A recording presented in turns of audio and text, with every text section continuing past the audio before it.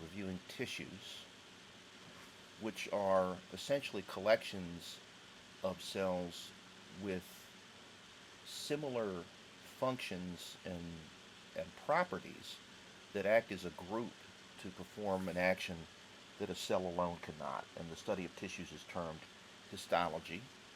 The four types of tissue are epithelial, which forms coverings and linings and engages in secretion and absorption and protection. Connective tissue that supplies a framework for the body that glues other tissues together and that serves as a transport mechanism. Muscle tissue, which can turn chemical energy into the energy of movement. And nervous tissue, which can send and receive electrical signals. You're going to find that tissues are extremely varied in their structure and in their function. So we begin with epithelial tissue. It's composed of one or more layers of closely packed cells, so it's good at forming a barrier. The cell junctions that you learned about in the chapter on cell biology include desmosomes and tight junctions, and in some cases gap junctions. It covers body surfaces, it lines body cavities, and it forms a large number of glands. It's mostly packed cells with very little extracellular matrix, and the cells usually have differences in the end of the cell that's facing the free surface or the lumen of an organ, and the end that is attached to underlying tissue, which is generally connective tissue. The apical surface is frequently lined with microvilli or with cilia or stereocilia. The lateral surface is basically junction proteins, and the basal surface is attached to the epithelial tissue.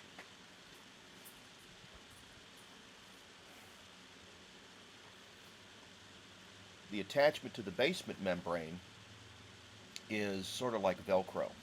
There's a basal lamina that comes both from the epithelial layer and a second lamina that comes from the connective tissue layer, and they seal the epithelial tissue to the underlying connective tissue so that it doesn't float away.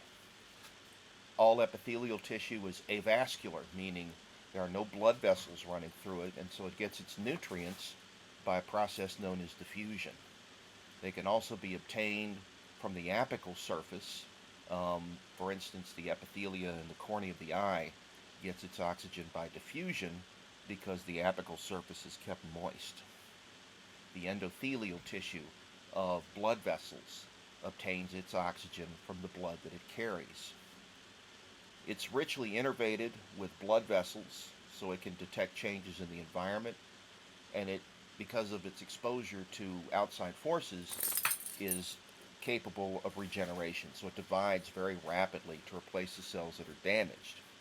So you can see an example of an epithelial layer here. You can see the lateral and apical and basal surfaces. You can see the basement membrane and the underlying connective tissue as well. This would be an example of simple columnar epithelia because it has a single layer of cells which are taller than they are wide or deep. It provides protection from all kinds of damaging forces, dehydration, which is basically water loss, abrasion, trauma. It allows the passage of substances through it while preventing others, so it serves as a semi-permeable barrier. It secretes materials in certain locations, and it also supplies sensation because of the nerve endings that are frequently found in epithelial tissue. Note that simple epithelia are made up of a single layer of cells of a particular shape. They're engaged primarily in absorption, secretion, or filtration.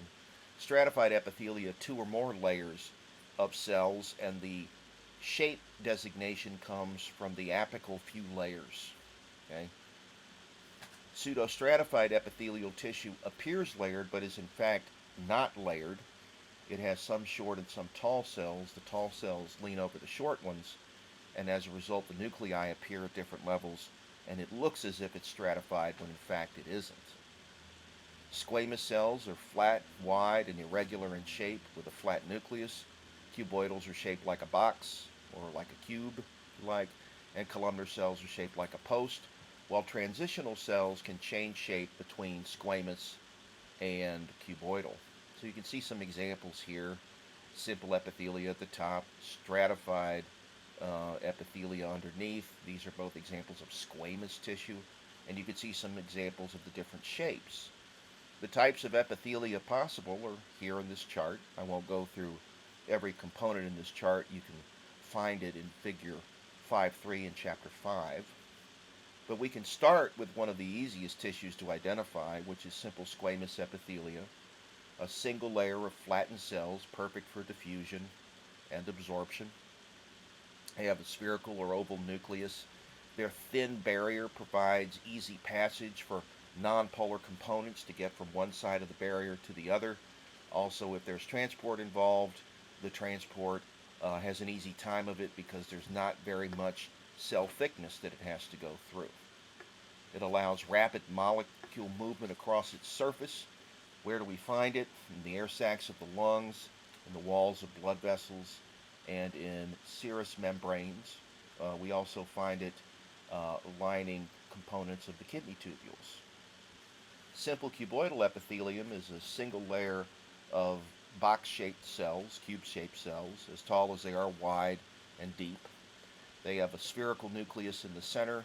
They're perfect for absorption and secretion, and they're found in many different exocrine glands. An example would be sweat glands, would just be one example of this. Now, important point here is they frequently have apical modifications, such as microvilli, that allow an increase in surface area so that absorption and secretion take place to a greater extent in a tinier volume. Simple columnar epithelium, a single layer of post-shaped cells. The nuclei are somewhat oval. There are two types, ciliated and non-ciliated. The non-ciliated type frequently have villi as opposed to cilia for an increase in surface area. You can see the fuzzy border of this slide taken from small intestine. We call that the brush border, and there are frequently goblet cells spaced within the simple columnar epithelia that make a protein called mucin, which when it hits water makes mucus. Mucus is important because it traps particulates and pathogens, and it also is capable of clearing particulates and pathogens because it flushes the surface that it's made from. Okay, so important function there. It lines most of the GI from the stomach to the anal canal. Ciliated simple columnar epithelia have cilia projecting from their apical surface, which move using ATP as an energy source. Goblet cells are interspersed here with making mucus, and it lines the bronchioles and the uterine tubes. The bronchioles, as a result, can move mucus out of the lungs and up towards the oral cavity. The uterine tubes use these cilia to sweep the egg towards the uterus. Pseudostratified ciliated columnar epithelium is found in regions like the trachea. It appears stratified but isn't because there are some short and some tall cells. The tall cells lean over the short ones, and as a result give it the appearance of being stratified when in fact it isn't. There are goblet cells peppered throughout, and they make mucus, and the mucus traps particulates and pathogens and is easily cleared. The two forms include ciliated and non-ciliated. Non-ciliated frequently have microvilli on their surface. The ciliated provide a protective function. The goblet cells secrete mucus, which traps foreign particles moved by the cilia. It's located in the large passageways of the respiratory system. While the non-ciliated are rare, they lack cilia, they have goblet cells. They are found primarily in the male urethra and in the epididymis. Stratified squamous epithelium is multiple layers of cells where the first several layers are flattened like a pancake, with the basal layers being cuboidal in shape. It protects against abrasion and friction. The stem cells in the basal layer continually divide and replace the cells that are shed at the surface. and it can exist in either a keratinized or non-keratinized form. The keratinized form has distinct populations of cells. The deepest layer is made up of cells that are actively dividing, and that's referred to as the stratum basale or the stratum germinativum, and it generates the layers above it. The layer immediately above it is called the stratum spinosum or spiny layer, and above that is the granulosum or granular layer. Those layers are both living cells, while above the granulosa layer are the stratum corneum, which are dead cells in thin skin, and stratum lucidium, which are dead cells in thick skin. And then in thick skin, there's a final layer of stratum corneum above that. So the diffusion of nutrients comes from the blood vessels in the connective tissue. The granulosa layer acts as a diffusion barrier, and the cells above that layer die because of loss of contact with the nutrients and the oxygen.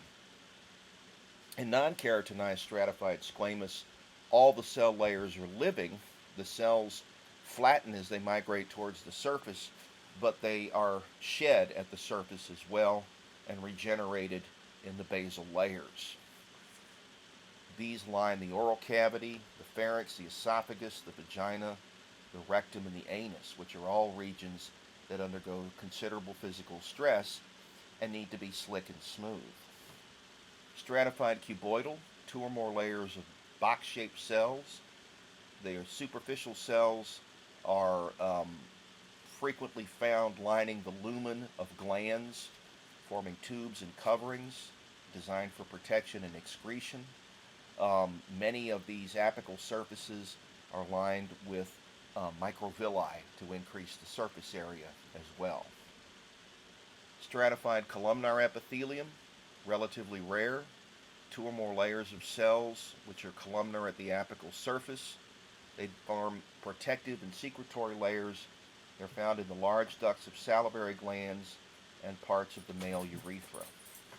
Transitional epithelium gets its name from the fact that it can transition between 2 different shapes.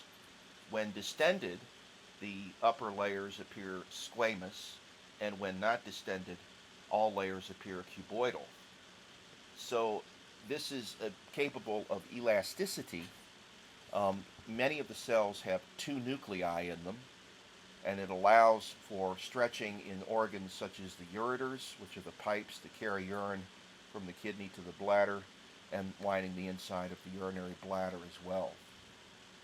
In the relaxate, the basal cells are cuboidal or polyhedral, apical cells large and rounded, and in the stretch shape, they appear flattened. You can see them here. Okay? On the left are actual micrographs, and on the right are cartoon representations. Glands are individual cells or multicellular organs composed of epithelial tissue. They can be either endocrine, in which case they secrete their material directly into the bloodstream, or exocrine, meaning that they use a duct, D-U-C-T, to allow their products to get to a surface or to be excreted into a lumen. Endocrine glands don't have any ducts. They actively transport their material directly into the bloodstream. Examples include the adrenal glands in the cortex area, the anterior pituitary gland, which is just underneath the hypothalamus of the brain, okay, and the thyroid gland in front of the neck. Exocrine glands have an invaginated epithelium and connective tissue. They're connected with the epithelial surface by a duct. Examples are sweat glands, mammary, and salivary glands. Unicellular exocrine glands don't have a duct. They're located close to the surface. An example would be the goblet cell, which creates mucus. Multicellular exocrine glands have numerous cells arranged in a form like an acinus, which are cells that cluster near a base of the organ to produce secretions, and ducts that transport secretions to the epithelial surface, and they're surrounded usually by a fibrous capsule. The capsule protrudes into the organ, producing separate lobes, and you can see an example of a multicellular exocrine gland here. This might be, for instance, a secretory acinus in the pancreas, which produces and distributes digestive enzymes. Okay, be one example of such a gland.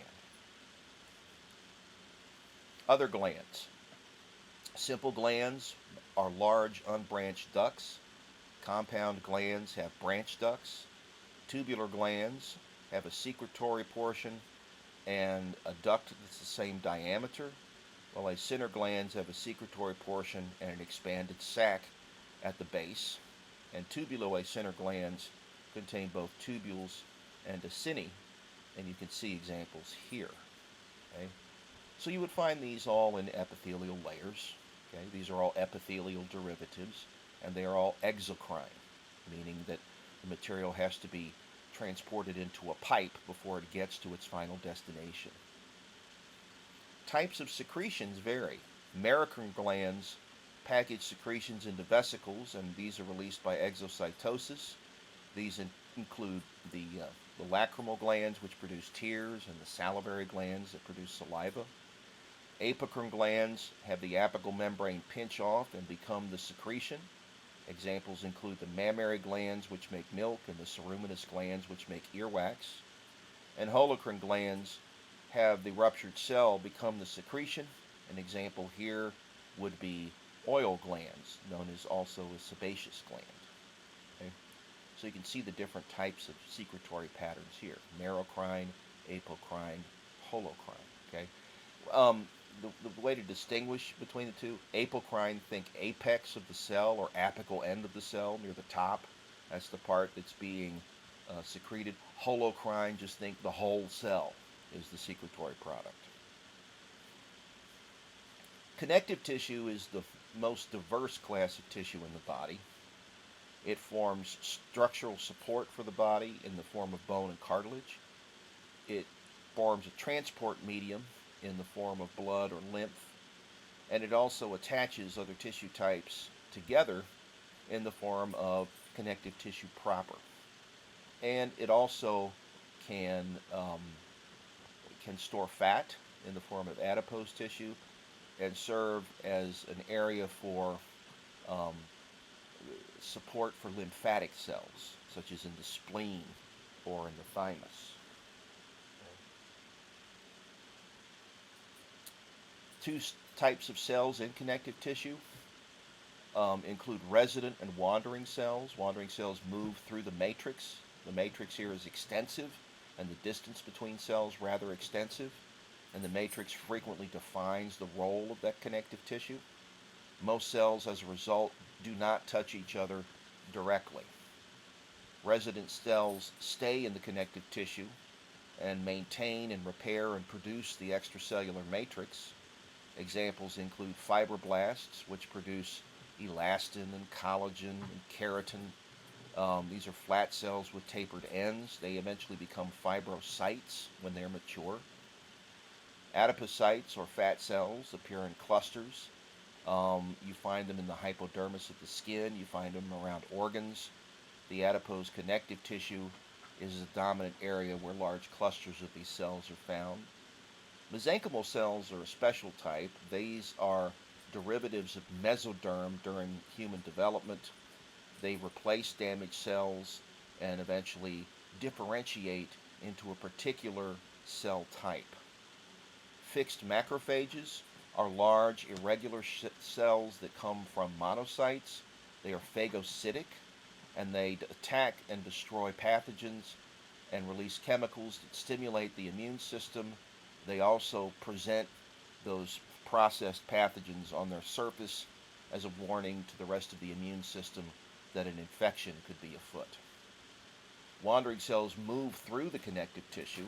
These are components of the immune system that repair damaged matrix and also include leukocytes, which protect the body from pathogens. Examples include mast cells, which are basically mobile basophils. They contain granules of heparin and histamine. Heparin is an anticoagulant, while histamine is an inflammatory chemical. Plasma cells, which are formed from B lymphocytes, they secrete and distribute antibodies, which attach themselves to foreign antigens and tag them for destruction. Free macrophages wander through the connective tissue, gobbling up pathogens and presenting them to the immune system. Neutrophils attack bacteria. These are another type of white blood cell called a granulocyte. And T lymphocytes, which are a type of agranulocyte, meaning no granules, are the mediators of cell mediated immunity, and they also stimulate the entire immune system. So they actually show up where infected tissue is and destroy it. The fibers in the extracellular matrix include collagen, which are cable like fibers that make up the components of tendons and ligaments, reticular fibers, which are abundant in lymphatic organs, and elastic fibers, which stretch and recoil easily in the skin and the walls of arteries. Another important molecule is ground substance, which is a non-cellular material produced by the fibroblasts.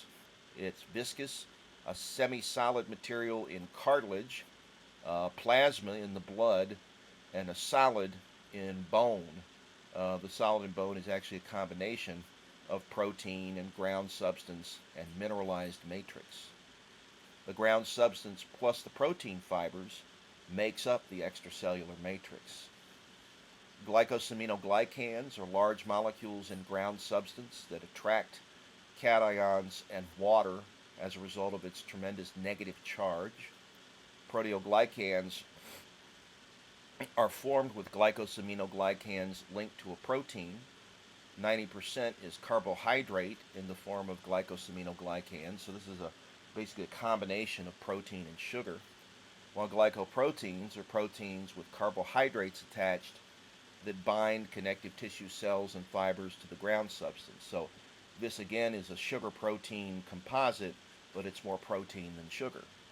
So you can see that it looks like a nest with a lot of wires and cables running through it, and this is what provides the unique qualities of connective tissue proper, the ability for it to stretch and snap back, to resist torsion and twisting, and to resist to some extent compression, and not to tear or rupture. An example of a disease that affects the formation of connective tissue is scurvy. This is the result of a lack of vitamin C in the diet, which results in defective collagen production. You see weakness, gum ulceration, hemorrhages, and abnormal bone growth, and it's treated by introducing vitamin C in the diet. Interesting fact about this disease is that it was one of the limiting factors in early commerce. Back before we had planes, trains, and automobiles, we actually carried goods and services around by boat, and it was extremely difficult to staff these vessels. So when they would pull into port, they would buy the local alcoholics all the drinks that they could manage to throw down, and the next day they would wake up on board ship having been drafted.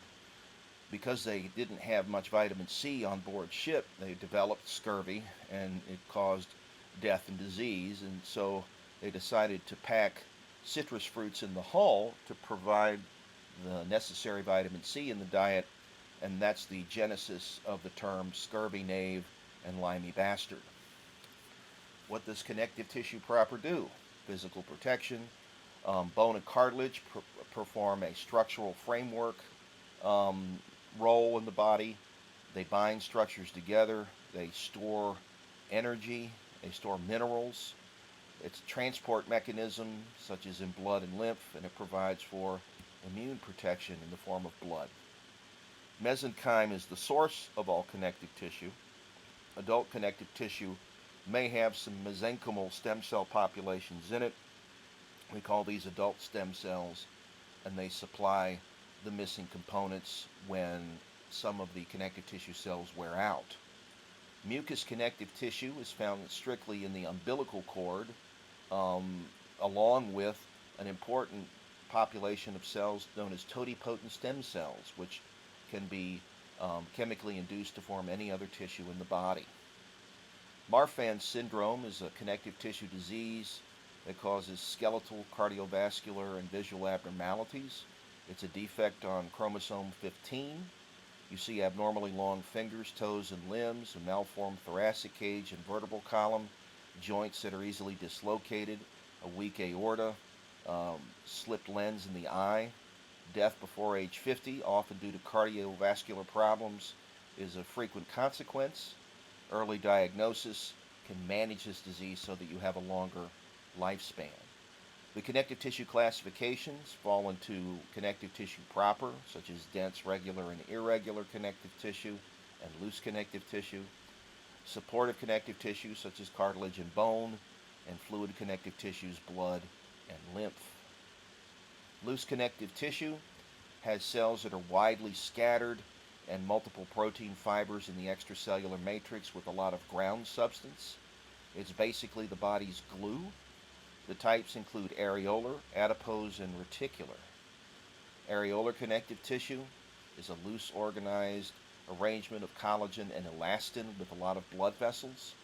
It contains fixed and wandering macrophages and contains fibroblasts and fibrocytes, mast cells, all the cells that we've discussed that are immune components are found here because of the um, strategic advantage of placing these under epithelial layers, which are often exposed to the outside world. The ground substance is abundant and viscous.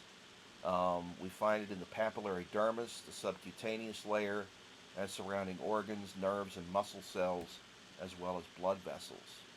Adipose connective tissue is basically adipocytes and the triglycerides that they store. It's found in the hypodermis of the skin and surrounding organs. Two types of adipose connective tissue are white and brown. White is for energy storage, and brown is designed to generate body heat because it contains an uncoupled electron transport chain that can oxidize NADH and FADH2 but does not generate ATP. Adipose gain or loss is due to adipocytes either enlarging or shrinking. So the cells either hypertrophy or they shrink up. So when you diet and you burn more calories than you consume, your fat stores will shrink, and if you do the reverse, they will grow. Reticular connective tissue is found in the spleen and in the thymus, among other places. The reticular fibers support fibroblasts and white blood cells, which monitor fluids that percolate through them so that they can process and destroy pathogens. You can see what it looks like in the inset. The fibers serve as a method of trapping pathogens and cancer cells as well. This is pretty much exclusive to the spleen, the thymus, the tonsils, etc. Dense connective tissue is tougher stuff. It's made of mostly protein fibers such as collagen. There's less ground substance than in loose connective tissue. The three categories are dense, regular, and irregular, and elastic. Dense regular connective tissue is found in tendons and ligaments. Tendons connect muscle to bone, and ligaments connect bone to bone. The matrix is very regular, okay, so it's stacked like logs in a pile. Stress typically applied in a single direction is resisted because of this arrangement. There's relatively few blood vessels, but it is not entirely avascular, but it does take a long time to heal. Dense irregular connective tissue is found in joint capsules and the reticular dermis, among other places. It resists stress in many directions. You can see that the arrangement of fibers is less organized than in dense regular connective tissue, while elastic connective tissue has branching, densely packed elastic fibers. It can stretch and recoil. It's found in the walls of large arteries, the trachea, and the vocal cords. Now, the reason that it's in these locations, the arteries undergo frequent changes in pressure. When the heart squeezes and relaxes, those pressure changes have to be accommodated by the ability of the large blood vessels that come out of the heart to stretch and then snap back. So without this elastic connective tissue, that wouldn't happen. It's found in the trachea. This allows the trachea the ability to dilate and constrict without tearing. Okay, and it's found in the vocal cords because it allows it the ability to vibrate and produce sounds. Okay? Supporting connective tissue includes cartilage and bone. Okay, cartilage is a semi-solid matrix made up of collagen and elastic protein fibers in which are embedded chondrocytes, which make and maintain the matrix. These cartilage cells are trapped inside their own secretions, and so they have to get their nutrients and oxygen by diffusion. The little spaces in which the chondrocytes sit are called lacunae, and they're surrounded by a living membrane called perichondrium that has an outer fibrous layer and an intercellular layer. The blood vessels in the perichondrium provide the oxygen and nutrients that diffuse into the the um, the, the cartilage. The cartilage doesn't have a high mitotic index. It doesn't grow back. Generally, once you lose cartilage, you lose it for good.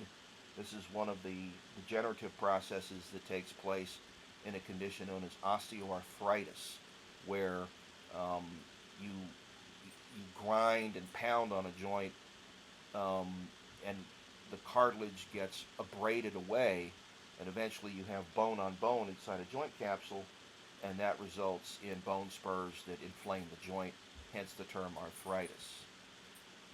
Cartilage is stronger and more resilient than other connective tissues. It's more flexible than bone, and it's found in parts of the body that need support and have to withstand um, physical force applied to it um, by by changing shape and bouncing back. Okay, it's avascular when mature. The three types are hyaline cartilage, fibrocartilage, and elastic cartilage. Hyaline cartilage is the most common type. It's found at the end of long bones, and it's found in the epiphyseal plates. It's surrounded by perichondrium. It's also found in the nose, the trachea, and the larynx. And it makes up most of the fetal skeleton, but is eventually replaced primarily by osseous tissue, which is bone. Fibrocartilage is tougher. It's weight-bearing cartilage. Protein fibers are found in irregular bundles between the chondrocytes. There's very little ground substance and no perichondrium. We find it in the pubic symphysis, the intervertebral discs, and the meniscus of the knee. This is really tough stuff. Okay, elastic cartilage can stretch and snap back. It's probably the most easily damaged of all the cartilages. It's found in the epiglottis and in the ear. Um, it's surrounded by perichondrium. The chondrocytes are closely packed. Okay, bone is our last structural connective tissue, and bone is unique. Okay, stop it. Okay, just cut it out. Uh-uh. Bone is made up of a mineralized calcium phosphate matrix in which are embedded collagen fibers. So this provides the ability to withstand both compression and torsion. So it's a little bit like cement. If you've ever seen a sidewalk poured, you don't just dig a hole and throw in the cement because the sidewalk will crack. You put a frame in and you pour the cement around the frame and you have something that's double tough. And it's the same strategy here with bone. The organic component, collagen and glycoprotein. The bone cells are osteoprogenitors, which produce osteoblasts, which build the matrix. They make the new matrix, which become trapped in their matrix and become osteocytes, which maintain the matrix. And they are found in lacunae, but they're connected to each other across the matrix through little channels called canaliculi, because there are cytoplasmic extensions in there that serve like a bucket brigade, moving nutrients from cells that are near the blood supply, which is extensive in bone, to cells that are distant from it. The two types of bone are compact and spongy. Compact bone is unique because it's made of functional units called osteons, which contain a central canal and concentric lamellae, with lacunae and canaliculi, and osteocytes embedded in the lacunae, and collagen fibers, which are oriented at right angles to each other in successive lamellae. Okay, so these are laid down as little rings of extracellular matrix with cells embedded in them, and the collagen orientation, since it differs from layer to layer, makes the bone even more resistant to torsion. And of course, the mineralized matrix makes it resistant to compression. Spongy bone is different. Spongy bone doesn't have central canals or osteons, but it does have lamellae and canaliculi and lacunae and osteocytes and osteoblasts. The cells that do the dissolving work at the surface of the bone, whether it be um, spongy bone or compact bone. They're called osteoclast, and they are multicellular, or I'm sorry, not multicellular, but multinucleate cells that um, use um, calcium phosphate dissolving acids in the lysosomes in order to free the calcium from the bone and release it into the blood so it can be used for other purposes, such as blood clotting and cell signaling and muscle contraction and nerve transmission. Okay? The spongy bone also houses hematopoietic tissue in regions like the axial skeleton and the proximal ends of the humerus and the femur. And it also distributes force supply to compact bone over a wider area so that the bone is less likely to fracture. Bone functions as levers for movement, it supports tissues and protects vital organs, and is a mineral storehouse. And it houses, of course, cells that make all the components of blood. And you can see what it looks like here. You've got an actual micrograft on the left and a cartoon on the right. And what you're looking at here is compact bone, which is found on the surface of all bones. The core of the bone, under the compact bone, is generally spongy bone, and then if it's a long bone, under the spongy bone layer is a medullary cavity, where we have um, red bone marrow in the infant and yellow bone marrow in the adult, which is basically adipose tissue. Blood is one of two liquid connective tissues. The extracellular matrix is called plasma, and it contains water and waste products and proteins and electrolytes and hormones and nutrients and dissolved gases. Okay, and the formed elements are the erythrocytes, which are the red blood cells, and the leukocytes, which are the white blood cells, and the thrombocytes, which are the platelets. Okay, the platelets function in blood clotting. The red blood cells are primarily for oxygen transport because of oxygen's low solubility in water, and the white blood cells are for defense against pathogens. Lymph is just the extracellular fluid collected from between tissues, usually near capillary beds, which can contain anything really. It can contain pathogens, it can contain water, it can contain cancer cells. Basically, anything that accumulates between the cells can make it into the lymph because the lymphatic capillaries have big openings in them that are designed to let a lot of stuff in. Okay, that's by design because that fluid eventually gets filtered at structures called lymph nodes where we screen out the pathogens and the toxins and then we return the filtered material back to the blood. Okay, so you can see here what blood looks like. Okay, muscle tissue is unique because it's the only tissue that can convert chemical energy into the energy of movement and generate heat as a byproduct. And it comes in three forms: cardiac, smooth, and skeletal. They're responsible for both internal and external movement, so they can all generate tension. Skeletal is under voluntary control. It is striated and attached to bone.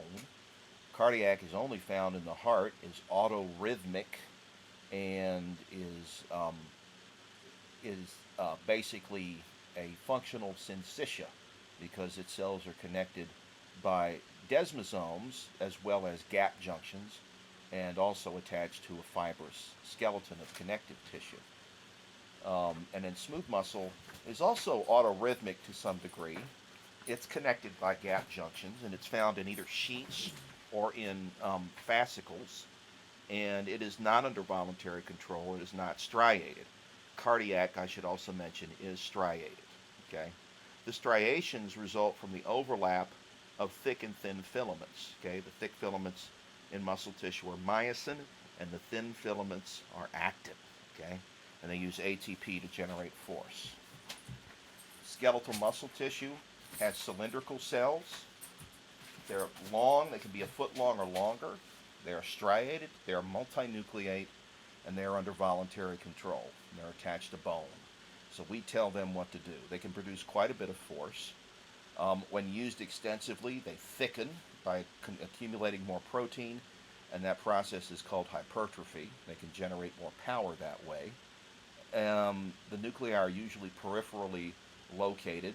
When contracting, the light striations are going to become thinner, and the dark striations are going to move closer together. Okay? And you can see what it looks like here. Okay? So it's unique. This is the second multi-nucleated cell that we've discussed, the other being the osteoclast. Okay? Cardiac muscle tissue is only found in the heart. It's autorhythmic. It's connected by intercalated discs, which are combinations of desmosomes and gap junctions. It is not under voluntary control, but it is striated, contains actin and myosin. The cells branch extensively, and it's designed primarily for pumping blood. You can see what it looks like here. Okay? Notice again the vertical light and dark bands, and the dark vertical bands that are very dark are the intercalated discs. Smooth muscle tissue is very different. It gets the name smooth from the fact that it totally lacks striations. It's found in the walls of hollow organs and blood vessels. It's attached to every hair in your body, and it's also found in the iris of your eye. It is not under voluntary control. The cells are tapered at the ends and thick in the middle, so we say that they're spindle shape, and therefore internal movement. Okay. You might wonder, okay, well, if it's not under voluntary control, what does control it? Well, a division of the nervous system called the autonomic nervous system can have influence over smooth muscle activity. Hormones can have an effect, and reflexes. And the same is true for cardiac muscle tissue. So you can see what it looks like there. Okay. Nervous tissue is unique in that there are two populations of cells. One that's capable of mitosis and growth, which are the glial cells, and one that's responsible for the sending and receiving of electrical information, and those are called neurons. The neurons are amitotic in the adult, meaning they don't divide, they don't grow. Okay?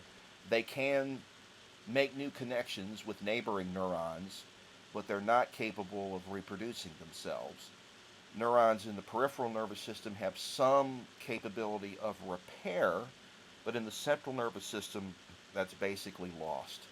The glial cells, however, can divide and repair and grow. So when you hear about somebody having a brain tumor, that's usually what we call a glioma, right? It's an overgrowth of glial cells.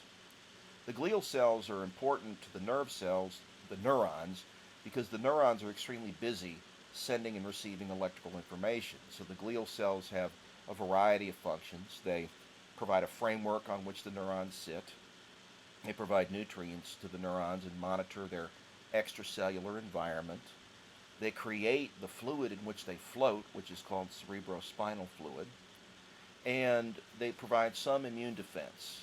Okay? And they also insulate and protect portions of the nerve cell so that the electrical signals move more quickly and so that they don't interfere with each other. The parts of a neuron include the cell body or soma, from which will extend processes. Now, in a bipolar neuron, that's a single dendrite and a single axon. In a unipolar neuron, it's a single process that bifurcates into an axon and a dendrite. And in a multipolar neuron, that's multiple dendrites and one long axon. The dendrites are basically antennae that expand the surface area of the nerve cell and listen for chemical changes that produce electrical changes on the nerve cell membrane.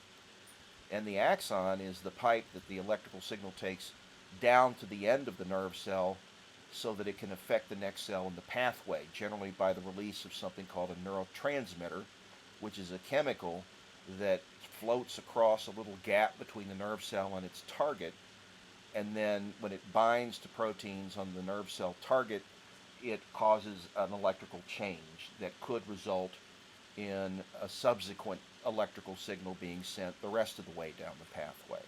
Okay? They're some of the longest cells in the body, a foot long or longer. Okay? You can see what a typical multipolar neuron looks like here with some associated glial cells around it. Okay? So it basically is a cell floating in a nest of other cells and fluid. Okay? All kind of held together. Now organs are two or more tissue types working together to do something that a single tissue can't. Okay?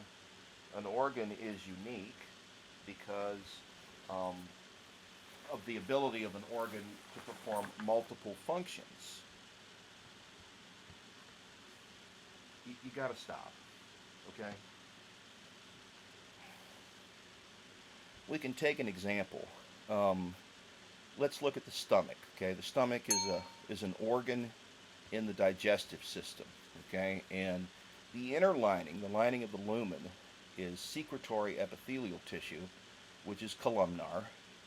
The secretions are gastric juice, which is basically mucus and pepsin and hydrochloric acid. Okay, the mucus protects the stomach lining from its own acid. The acid helps to sterilize the food that drops into the stomach, and the pepsin breaks down protein in our diet. Okay? Underneath that is areolar and dense connective tissue that latches the epithelial tissue to the other tissues. There's a blood supply and a nerve supply to the organ. The nerve supply tells the organ when to do its job, and the blood supply provides the organ oxygen and nutrients. And then there's muscle in there that allows for contraction and the churning and mixing of the food with the stomach secretions. And then there's connective tissue on the surface of the stomach that latches the stomach to the surrounding structures so it doesn't twist, buckle, or kink. And you can see all the different tissue types here. Okay? So again, one tissue type couldn't pull all this off. No way that's going to happen. A membrane is just a barrier formed by epithelial tissue and underlying connective tissue. It lines body cavities and covers organs and the body's external surfaces. And the different membrane types are mucous, serous, cutaneous, and synovial. You can see where they're located here. Okay? Mucous membrane lines cavities that are open to the outside world. Okay? So you're going to find it lining the digestive tract. You'll find it lining the respiratory tract. You'll find it lining the urogenital tract. Okay? It performs absorptive, protective, and secretory functions. It makes mucus, hence its name. The mucus has a flushing action and helps to trap particulates so they have trouble penetrating into deeper tissues. And it's made up of epithelium and underlying connective tissue, frequently termed lamina propria. And it's covered with a layer of mucus derived from goblet cells, which can also be provided from multicellular glands, and that helps to flush the pipe or the cavity and to trap the pathogens so they have a more difficult time getting into the blood. Okay, so any membrane open to the outside world, that's going to be mucous membrane covered. Okay, the serous membranes are different. Now, serous membrane is going to be found in cavities that are closed to the outside world. Examples would be the pleural cavities in which the lungs sit, the thoracic cavity, which contains the pleural cavity, and the abdominal pelvic cavity.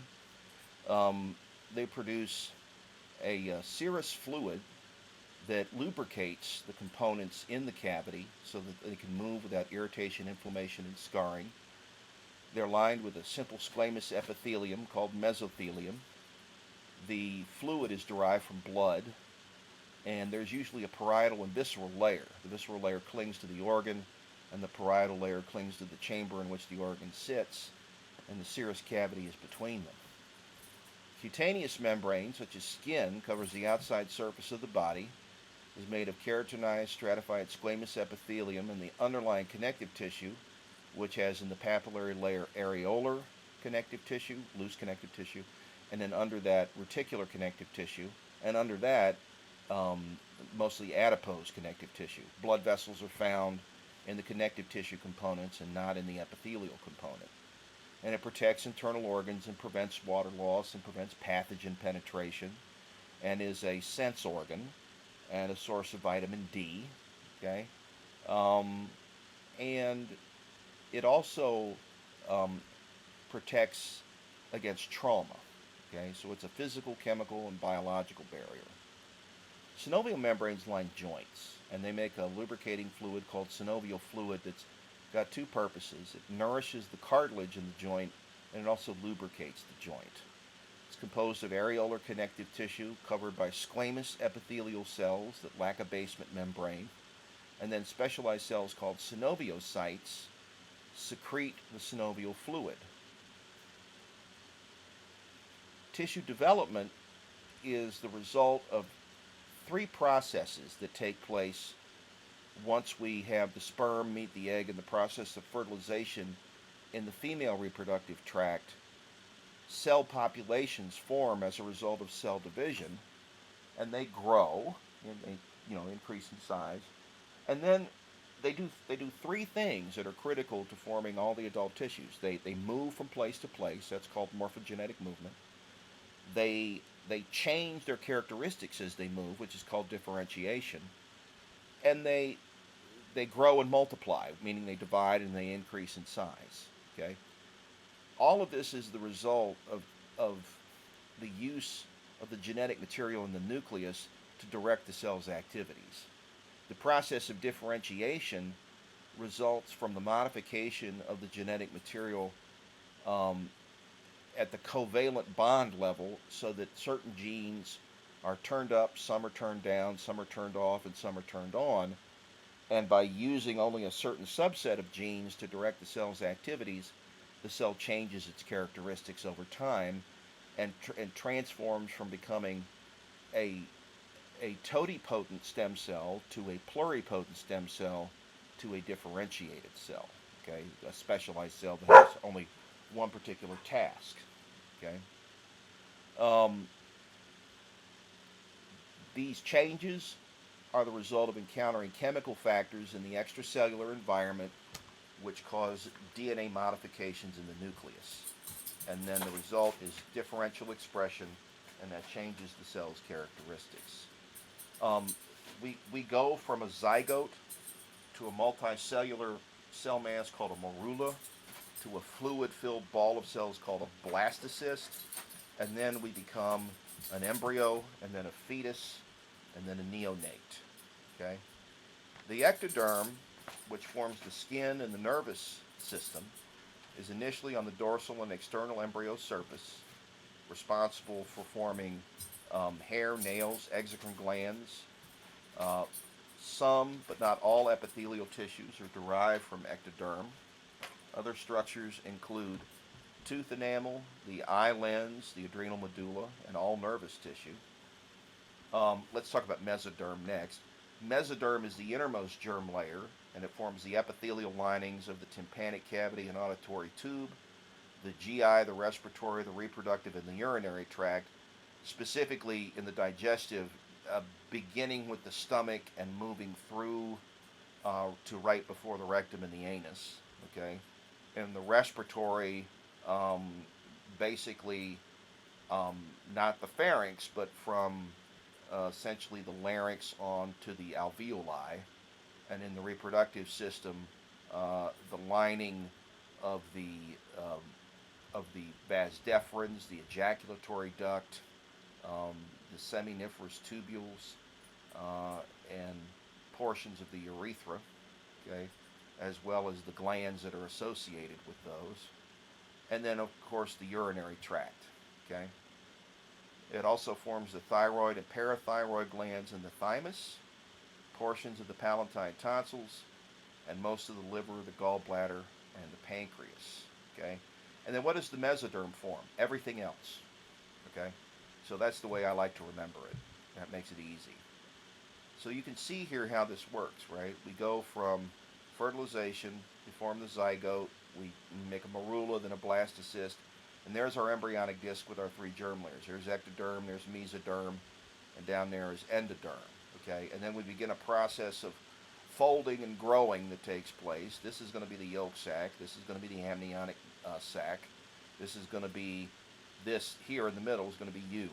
Okay, and so we begin to form these different derivatives, which you can see here listed out. Okay, tissue modification involves processes such as hypertrophy, which is an increase in cell size in the cells of an existing tissue. An example would be exercising a muscle and having it become big and powerful, not because you get more muscle cells, but because the muscle cells themselves get thicker. Okay? Hyperplasia, which is an increase in the number of cells in a tissue, and atrophy, which is shrinkage of the tissue by disuse and often results in tissue death. Okay? You can see here how stem cells change their characteristics over time.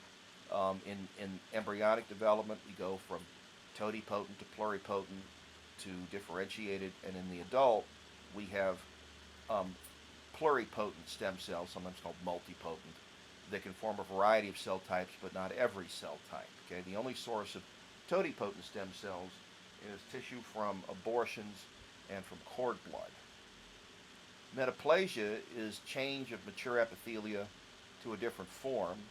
It can occur as the epithelia adapts to a different environment. An example would be in smokers, which experience metaplastic changes in the tracheal epithelium. Normal pseudostratified ciliated columnar epithelium changes and becomes non-keratinized stratified squamous, but can revert back if you quit smoking. The risk here, of course, is that you can close off portions of the pipe where this epithelia begins to form.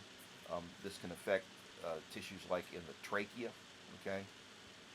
Dysplasia is abnormal development. It can be precancerous or revert back to normal.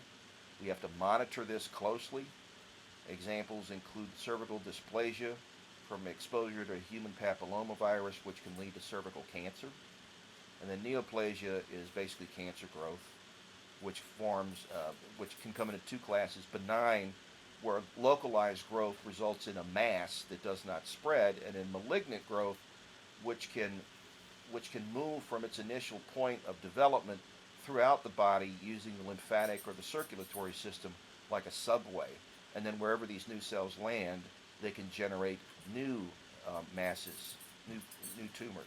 And the way that this kills the patient is that it removes nutrients and oxygen from the blood and invades and destroys healthy tissue, and eventually the organs can't function anymore. Necrosis is one type of tissue death due to irreversible tissue damage.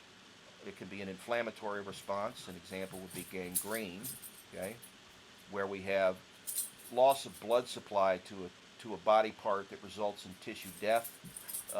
It's a complication of diabetes and leprosy. Okay, the result as the tissue dies is that it can spread to deeper tissues like in the blood or in the lymph. Okay, intestinal gangrene can follow obstruction of the blood supply to the intestines and lead to death as well. Dry gangrene, where the involved part is desiccated and shriveled, is due to things like frostbite. And wet gangrene can be caused by bacterial infection of tissues with loss of blood supply. Ruptured and dying cells release fluid and the bacteria flourish. And gas gangrene, the bacteria invade the necrotic tissue and produce gas bubbles, and of course they can penetrate deeper. Now the other type of cell death is called apoptosis, and it's a very different type of process in which the cell commits suicide because of a particular biochemical pathway that's been triggered, and this is usually considered normal. Okay, this is a normal process of development, resulting in the destruction or the remodeling of more primitive structures that occur during development, like webbed fingers and toes for individual digits. Okay, where the skin between the fingers dies away, and it's a program that exists within the cell itself. Now, it can be triggered by disease processes as well, but not as a result of insult to the tissue. Okay? All tissues change as they age. Proper nutrition, good health, and normal circulation, and infrequent wounding promote normal function. Support, maintenance, and replacement of cells in ECM becomes less efficient after middle age because the rate of cell death outstrips the rate of cell replenishment. The structure and chemical composition of tissues alters.